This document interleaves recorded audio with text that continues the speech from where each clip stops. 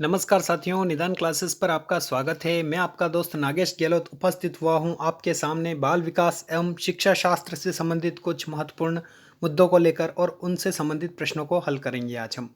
तो आज का पहला प्रश्न आपके सामने है। सामान्य पुरुष में एक्स वाई गुणसूत्र होते हैं, जबकि सामान्य महिला में रिक्त स्थान क्या होंगे? क्या एक्स एक्स गुणसूत्र होगा, एक्स वाई वाई गुणसूत्र होगा, एक्स एक्स एक्स गुणसूत्र होगा, या फिर एक्स गुणसूत्र होता है? तो देखिएगा साथियों, हमें वंशानुक्रम पढ़ने की प्रक्रिया में हमारे बाल विकास की वंशानुक्रम एक हेरिडिटी का एक हमारा टॉपिक होता है वंशानुक्रम का। तो शरीर जो होता है हमारा सेल से निर्मित होता है, यानी कोश, जिसको हम कोशिका कहते हैं, सेल से निर्माण होता है। और शरीर का प्रारंभ जिस कोश से होता है ना, उसको हम संयुक्त कोश यानी जाइगोट कहते हैं। तो जाइगोट जो होता है, उसमें जाइगोट में एक तो मातृ कोश होता है और एक पितृ कोश होता है, तब जाके किसी बच्चे का जन्म होता है। तो हमें यहाँ पर जाइगोट का निर्माण करता है सबसे पहले जाइगोट। तो जाइगोट एक तो मातृ कोश होता है उसमें, यानी मदर की तरफ से, और एक पितृ कोश होता है मतलब फादर की तरफ से। तो जाइगोट की प्रक्रिया रहती है जिससे शरीर का निर्माण होता है। एक मातृ कोश होता है, एक पितृ कोश होता है, जिसको फादर और मदर नेम दे दिया हमने। तो 23 जोड़े तो मदर की तरफ से आते हैं और 23 जोड़े फादर की तरफ से आते हैं। 23वां अगर हम बात करें तो यहाँ पर 23 मतलब 46 गुणसूत्र हो गए।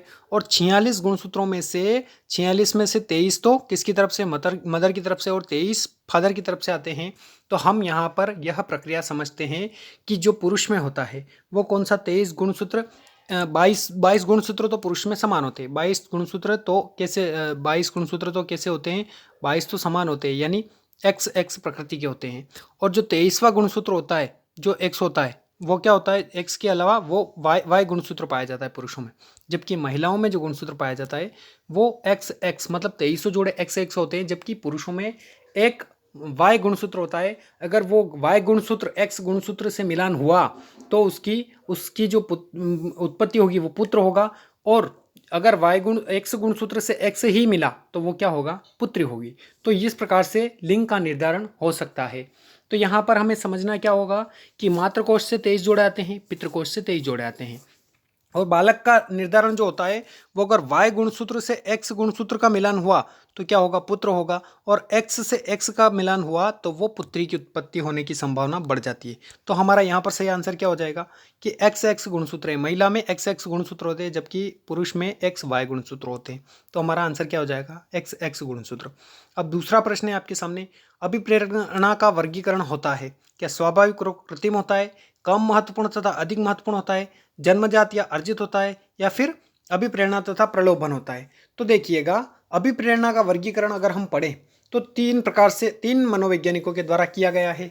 अगर हम मैस्लो के अनुसार पढ़ें, मैस्लो ने जो वर्गीकरण किया है वो क्या है? जन्मजात तथा अर्जित। अगर हम वही वर्गीकरण थॉमसन का पढ़ते हैं तो स्वाभाविक और कृत्रिम। और वही वर्गीकरण अगर हम अभिप्रेरणा का पढ़ते हैं गैरेट के अनुसार, तो गैरेट ने भी तीन प्रकार से किया है। इन दोनों ने दो दो प्रकार से किया है। किस किसने? मैस्लो ने जन्मजात और अर्जित बताए हैं, स्वाभाविक और कृत्रिम बताए थॉमसन ने। जबकि गैरेट ने बताए हैं जैविक यानी दैहिक, सबसे पहले जैविक दैहिक बताए हैं, दूसरा नंबर का उन्होंने सामाजिक प्रेरक बताया है, और तीसरा बताया उन्होंने मनोवैज्ञानिक प्रेरक। तो यहाँ पर अभिप्रेरणा का प्रकार ये दोनों सही होगा। अब यहाँ प्रश्न में कुछ मिस्टेक हो गई है। स्वाभाविक और कृत्रिम ये भी बताया है, और जन्मजात और अर्जित ये भी किसने बताया है? तो हमारा सही आंसर तो वैसे मैं बता दूं आपको, तो जन्मजात तथा अर्जित होता है। अभिप्रेरणा के सामान्यतः वर्गीकरण जो होता है वो जन्मजात तथा, एक तो अभिप्रेरणा हमारे जन्मजात होती है और एक अर्जित होती है। इसी को देखिए, ये जन्मजात और अर्जित तो मैस्लो ने बताया है। इसी को स्वाभाविक और कृत्रिम नाम किसने दे दिया? स्वाभाविक मतलब जन्मजात और कृत्रिम मतलब अर्जित। तो कृत्रिम तरीके से अर्जित कहा जाएगा, जबकि स्वाभाविक कहेगा जाएगा जन्मजात। तो ये किसने कहा है? ये थॉमसन के द्वारा प्रतिपादित किया गया है। थॉमसन ने क्या कह दिया इनको? थॉमसन ने क्या कह दिया? स्वाभाविक और कृत्रिम। जबकि जन्मजात और अर्जित किसने कहा है? मैस्लो ने कहा है। तो ये था अभिप्रेरणा का वर्गीकरण। और गैरेट ने एक तो जैविक आधार पर बताया, एक सामाजिक आधार पर, और एक प्रेरक कौन सा बताया? मनोवैज्ञानिक प्रेरक बताया। तो यहाँ पर अभिप्रेरकों का वर्गीकरण, अभिप्रेरणा का वर्गीकरण हमने पढ़ा है। एक तो थॉमसन ने बताया स्वाभाविक और कृत्रिम। जन्मजात किसने बताया? जन्मजात बताया मैस्लो ने। जन्मजात और अर्जित ये किसने बताया? एक तो जन्मजात होते हैं प्रेरक, और एक अर्जित प्रेरक होते हैं। ये तो किसके द्वारा बताए गए हैं? तो मैस्लो के द्वारा। अगर आपसे पूछे स्वाभाविक और कृत्रिम तरीके से किसने बताया, तो थॉमसन ने बताया।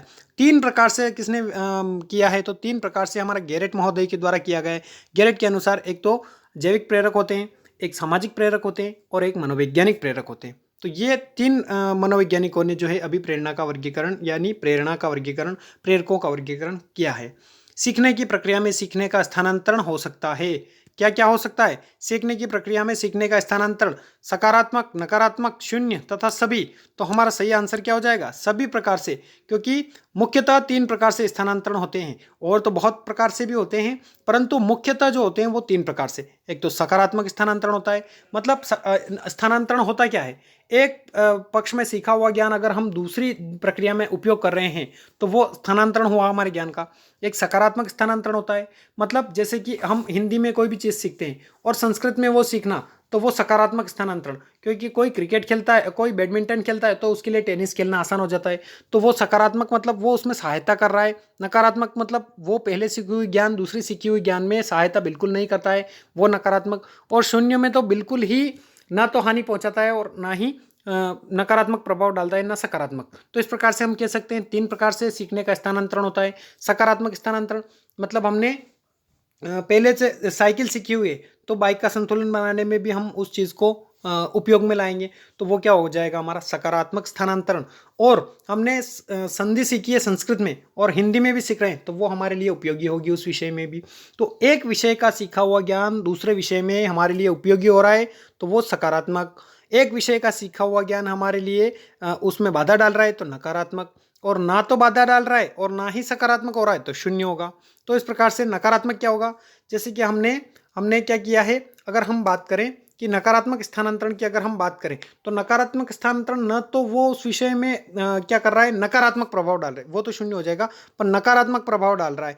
मतलब हमने क्रिकेट खेला है तो उसके लिए हमें मतलब वो हमारे ज्ञान में क्रिकेट खेलना बैडमिंटन में किसी प्रकार से सहायक नहीं होता है, क्योंकि क्रिकेट में रन दौड़ना वगैरह सब कुछ होता है जबकि बैडमिंटन में नहीं होता है।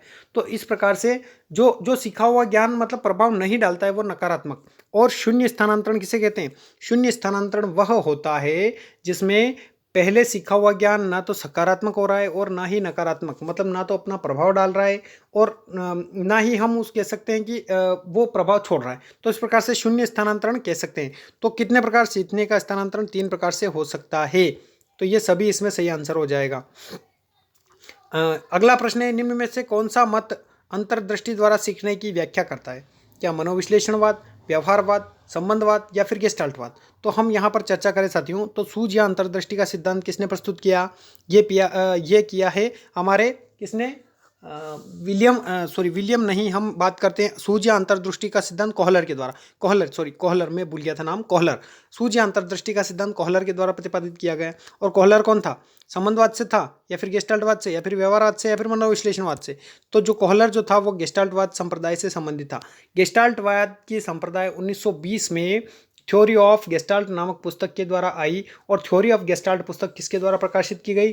तो कोफ्का महोदय के द्वारा थ्योरी ऑफ गेस्टाल्ट पुस्तक प्रकाशन में आई। उसके बाद सूझ या अंतर्दृष्टि का सिद्धांत प्रयोग में आया, जो ये गेस्टाल्टवाद का प्रमुख सिद्धांत है। इसको सूझ का सिद्धांत भी कह सकते हैं, अंतर्दृष्टि का सिद्धांत भी कह सकते हैं। तो ये किसके द्वारा? कोहलर के द्वारा प्रतिपादित किया गया। और कोहलर ने ही इनके सहयोगी थे, कोहलर के सहयोगी थे वर्दाइमर। तो इस प्रकार से हम कह सकते हैं कि कोहलर ने कैनरी नामक द्वीप पर वन मानुषों पर प्रयोग करके सूझ या अंतर्दृष्टि का सिद्धांत जो है वो व्याख्यायित किया। तो इस प्रकार से हम कह सकते हैं ये किसके अंतर्गत आता है? ये आता है गेस्टाल्टवाद के अंतर्गत। मनोविश्लेषणवाद फ्रायड। व्यवहारवादी कौन है? व्यवहारवादी पावलाव है। व्यवहारवादी सबसे पहले तो थॉर्नडाइक का नाम आता है, पावलाव है, विलियम जेम्स जो थे वो व्यवहारवाद लेकर आए थे, और स्किनर हैं। तो इस प्रकार से व्यवहारवादी ये हैं। संबंधवाद, थॉर्नडाइक के सिद्धांत को संबंधवाद भी कहा जाता है। तो इस प्रकार से हमारा सही आंसर क्या हो जाएगा? गेस्टाल्टवाद। अगला प्रश्न आपके सामने, किस मनोवैज्ञानिक ने सीखने की सामग्री के रूप में निरर्थक शब्दों का प्रयोग किया है? तो निरर्थक शब्दों का प्रयोग किसने? एबिंगहॉस ने। एबिंगहॉस ने अगर हम बात करें तो स्मृति के मतलब स्मृति की सबसे पहले स्मृति का सही साठ अध्ययन भी एबिंगहॉस के द्वारा 1885 में किया गया। कब? 1885 में स्मृति के रूप में सही साठ अगर हम देखें स्मृति का अध्ययन तो एबिंगहॉस के द्वारा किया गया 1885 में। तो किस मनोवैज्ञानिक ने सीखने की सामग्री के रूप में निरर्थक शब्दों का प्रयोग किया है? वो एबिंगहॉस ने किया है। विलियम जेम्स ये व्यवहारवाद के जनक थे। स्किनर ने कि कौन सा सिद्धांत दिया? पुनर्बलन का सिद्धांत कह सकते हैं हम इसको, क्रिया प्रसूत अनुबंधन का सिद्धांत कह सकते हैं हम इसको। चूहों पर प्रयोग किया था स्किनर ने। इस प्रकार से हम स्किनर भी व्यवहारवाद में पढ़ते हैं, विलियम जेम्स व्यवहारवाद लेकर आए थे, जबकि एबिंगहॉस ने निरर्थक शब्दों का प्रयोग किया है। अगला प्रश्न आपके सामने है, सीखने के नियम दिए हैं। सीखने के नियम किसने दिए हैं? क्या थॉर्नडाइक ने दिए, पावलोव ने दिए, या फिर स्किनर ने दिए, या फिर हम बात करें कोहलर ने दिए? तो देखिएगा साथियों, सीखने के नियम बताए हैं 3 प्रकार से, मुख्य नियम और 5 गौण नियम। किसने बताए हैं? सर्वप्रथम सीखने के नियम थॉर्नडाइक ने बताए हैं, और थॉर्नडाइक ने 1913 में अपना प्रयोग किया। और थॉर्नडाइक ने अपना प्रयोग किस पर किया था? बिल्ली पर किया था। पावलोव ने अपना प्रयोग कुत्ते पर किया था। स्किनर ने अपना प्रयोग चूहों पर किया, कबूतरों पर किया। तो इस प्रकार से हम कह सकते हैं कि थॉर्नडाइक ने 1913 में सर्वप्रथम सीखने के नियम दिए।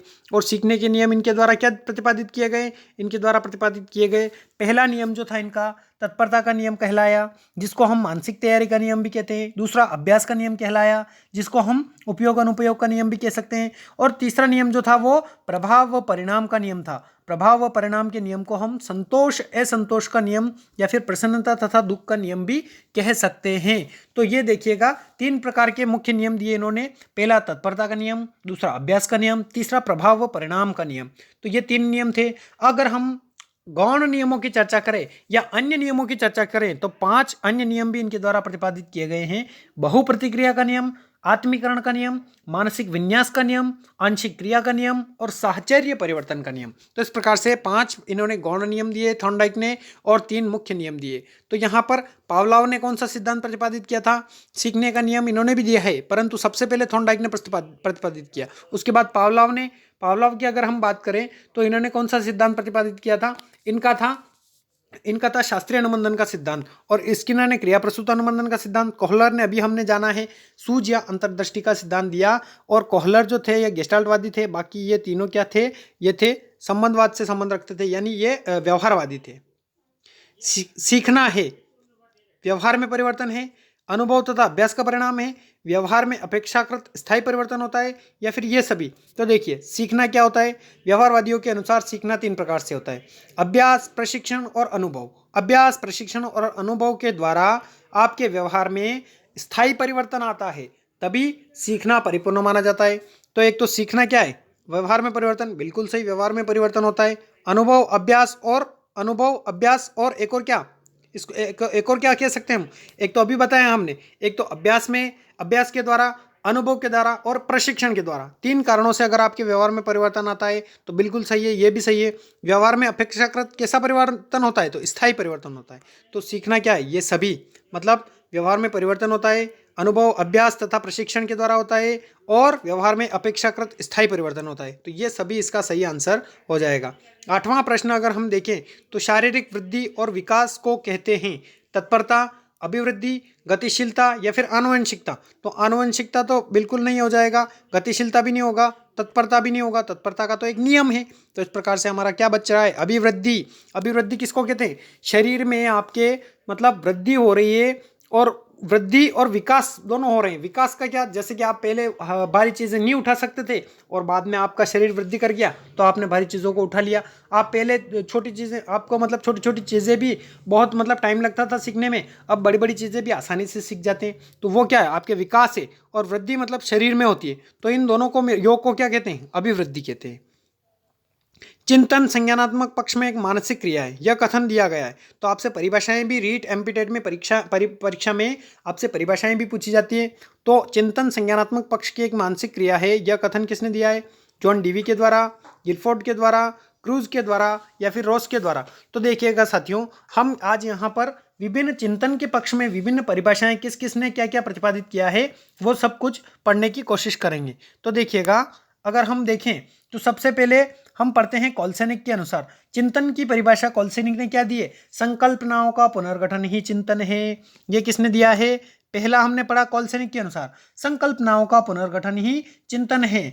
अगर हम बात करें वुडवर्थ के अनुसार तो चिंतन किसी समस्या का हल खोजने की मानसिक क्रिया है। वुडवर्थ ने क्या कहा है? कि चिंतन किसी समस्या के हल खोजने की मानसिक क्रिया है। कॉलसेनिक ने कहा है संकल्पनाओं का पुनर्गठन ही चिंतन है। जबकि क्रो ने कहा है किसी बालक में चिंतन की योग्यता उसके सफल जीवन का मूलभूत आधार है। ये कहा है क्रो ने। जबकि जेपी गिलफोर्ड ने कहा है चिंतन एक मनोवैज्ञानिक क्रिया है।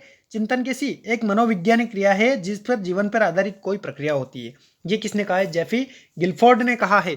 जबकि आपके प्रश्न में पूछा क्या गया है? चिंतन संज्ञानात्मक पक्ष में एक मानसिक क्रिया है, ये किसके द्वारा प्रतिपादित किया गया है? तो ये रॉस के द्वारा प्रतिपादित किया गया है। ठीक है, तो ये परिभाषाएं हमने चिंतन के संबंध में पढ़ी है। 10वां प्रश्न है आपका कि बाल मनोविज्ञान के आधार पर कौन सा कथन सर्वोत्तम है? बाल मनोविज्ञान के आधार पर कौन सा कथन सर्वोत्तम हो सकता है? सारे बच्चे एक जैसे होते हैं, कुछ बच्चे एक जैसे होते हैं, कुछ बच्चे विशिष्ट होते हैं, या फिर प्रत्येक बच्चा विशिष्ट होता है? तो बाल मनोविज्ञान की दृष्टि से अगर हम देखें तो प्रत्येक बच्चा विशिष्ट होता है। तो मैं आपके सामने ये 10 प्रश्न लेकर आया था जो हमारे एमपीटेट, रीट और विभिन्न सीटेट जैसे कि विभिन्न राज्यों की जो टेट परीक्षाएं होती है उसमें बाल विकास एवं शिक्षा शास्त्र के टॉपिक से आपके प्रश्न पूछे जाते हैं। तो इस प्रकार से हम प्रत्येक दिन 10-10 प्रश्नों के द्वारा बाल विकास एवं शिक्षा शास्त्र हल करने की कोशिश कर रहे हैं। वीडियो अच्छा लगे तो शेयर, लाइक, कमेंट कीजिएगा और अपने दोस्तों को शेयर कीजिएगा। एंड अभी तक नए हो तो सब्सक्राइब कीजिएगा। And thanks for watching.